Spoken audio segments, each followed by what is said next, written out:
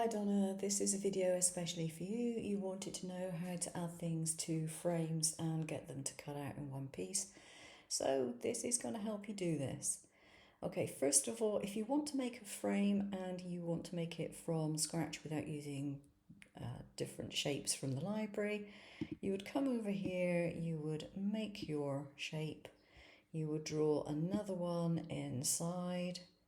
Now obviously you can come over here to do your sizing and so on, and you can click on here to make sure that your frame is centered.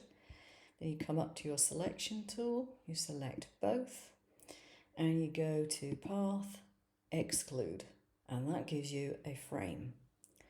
Now unless you have altered it in Shortcuts a lot, it will only fill shapes that are closed.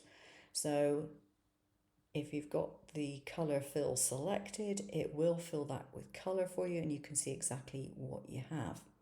There are times, however, where it's really useful not to have a colour fill on it.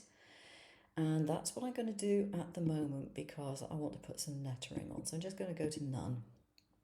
Okay, so we have our shape, but I've shown you that that is a proper closed shape. If it's not a closed shape, i.e. a proper frame, like a solid frame like that, then whatever you add to it is not going to have the same result. Okay, so to do letters, we will take our text tool, click off here, and I'm just going to type in hello. That's a bit on the small side. I'm going to make that bigger. There we go. Now, because I don't have a colour fill on this, you can easily see where all the letters are overlapping and where indeed they don't. Now, assuming that I want the H to actually be overlapping the E, I can right click on here and I can ungroup it. And I can take this H and I can use my arrow key on my keyboard or use the positioning up here to move it in one way or another. When I've got it where I want it, select the entire lot, go to Path and go to Union. This is what joins things together. If you want one solid shape, Path Union is the way of getting it. So I can now resize this as whatever I want, and if I was going to put it on there, yeah, that's roundabout. That's okay. Now I'm going to put the colour fill in. So go to colour, there we go, colour fill on here. So I've got a couple of different ways I can join this to the frame. If I was happy with that complete shape, I could just select the lot, go to Path Union and make it all one shape, completely and utterly. So if I do that for you, Path Union, you get that. But you notice then I have lost my independent word. I can't cut that out separately. I'm going to undo this. So you can do this a couple of ways. First of all, we want to put a border around this. So you can go to Path and you can do an offset. That will actually delete the original. So if we do that, we can say, okay, yeah. And then you see you only got the one path there. That's not what we want to do because again, we've lost the original lettering. So we undo that one. What I'm going to do is go to Effects and I'm going to go to Shadow Layer. And I'm going to go to Outline Only so we can see it easier. Now it's put an outline on it. If I'm happy with that, go ahead.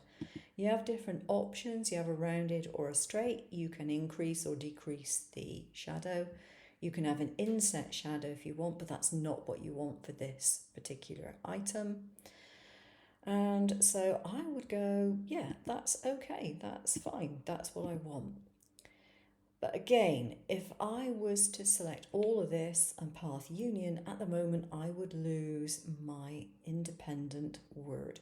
So what I can do is take that to one side and then I can take this, go to Path and then go to Union It's done exactly what I want, and then I can just cut this out independently and place it over the top when I'm doing my cutout. All right.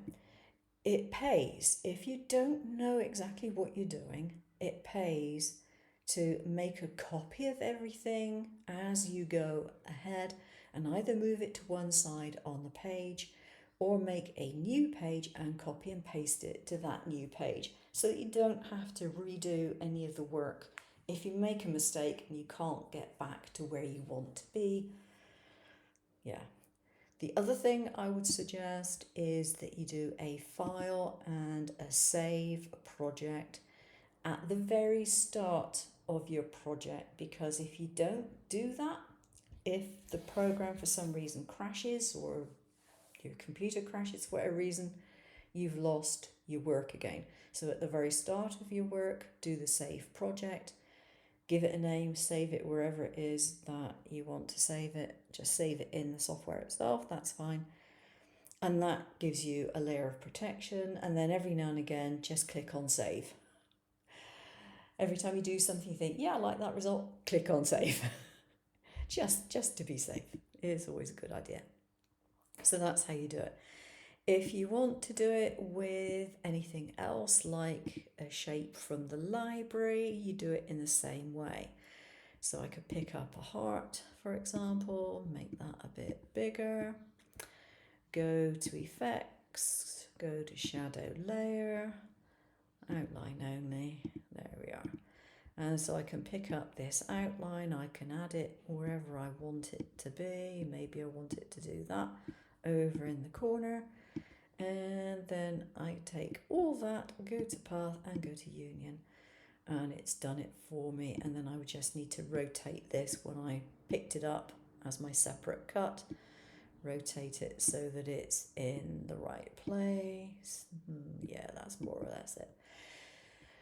And there we go. I would put that there and you can see the result that you get. All right, so it's very easy to do. Just take your time, do a little bit of practicing, and before long it'll become second nature. Hope you've enjoyed the video. Take care now.